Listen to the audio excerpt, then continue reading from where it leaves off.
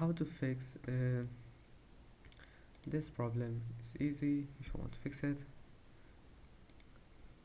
First, all I need to do just right click here, open task manager, then go to memory and make sure to close all the applications that you don't need, and also close Valorant if you find it here, or Valorant or Vanguard. And that's it. As you see, there is nothing related to Valorant. And after that, type here services, scroll down scroll down, then right click on VDC and properties, make it automatic, apply and OK.